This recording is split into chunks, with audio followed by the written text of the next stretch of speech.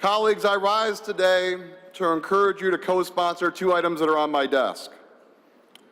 The first is an amendment to our Michigan Constitution to protect Michigan's children by asserting that child's best interest should be the focus of any child custody or parental rights case. Placing a child in the custody of their biological parent is not necessarily the best for them, especially when a parent is neglectful, abusive, or absent from a child's life. In parental custody cases, too often the state is required to force reunification with biological parents without accounting for the potential impacts on the child involved. Those of you who know me well know that I experienced this very directly. The greatest thing I've ever done in my life was adopting my son Nathan.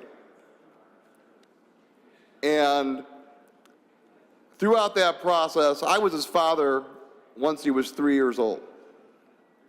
I wasn't legally his father until he was 6. But we had to go through a long process of terminating one parental rights in order to get there. And I can tell you that my greatest fear throughout that entire process, every single day, was the fact that if something happened to my wife, that his biological father, even though he was not part of his life, even though I was the one that raised him, even though I was the one that provided for him, even though I was the one that tucked him in at night, even though I was the one that bathed him and clothed him and spent time with him every day, had more rights than I did if something were to happen. That's clearly unacceptable. See, colleagues, biologically having a child or putting your name on a birth certificate does not make you a mother or father. It does not make you a parent. Being there does. Loving your child does. Over the past month in my office, I've had the privilege of working with a constituent, Elaine Hardy, who has shared her story. She's in the gallery right now. Elaine has been a caregiver for her great-nephew Aiden since shortly after his birth. Yet 4 years into his life, after minimal contact and having no relationship with him, Aiden's mother visited and took him for 10 days, leaving Elaine powerless to have him removed from her care, despite being his power of attorney and primary caregiver.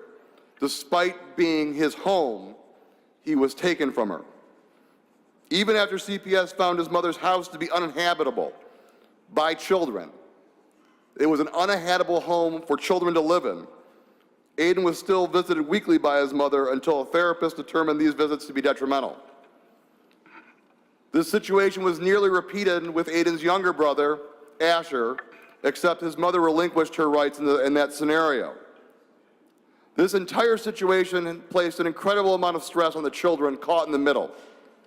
While this ordeal had been undoubtedly traumatic for Aiden, it is unfortunately not uncommon. It is outrageous that our state emphasizes relationships by blood at the expense of a child's well-being, even when there's in fact no relationship at all. As a state, we should be focused on the welfare of our children and use that as the guiding principle in child custody and parental rights cases. While I recognize that some will say that reunifying children with their biological parent is in their best interest, and this might be true in some cases, this is not the case when a parent is neglectful and abusive and has demonstrated no serious commitment to forming a parental relationship. By using the child's best interest as a litmus test, our children will be better served and will not be subjecting them to toxic situations. In addition to this joint resolution, I'm also introducing a bill that will allow for unmarried people to adopt children together. Elaine's situation also demonstrated the necessity of this bill when she and her daughter attempted to adopt Aiden and his brother. Because they could not adopt together, this meant that the children would either be split or be in the custody of either Elaine or her daughter. While allowing for adoption between two unmarried couples would have certainly lessened the strain on Elaine's family, there are many situations where people would want to pursue this option. I propose both these amendments so that we can put the children's best interests at heart in all decisions, and I ask you to support my resolution of this bill. Thank you.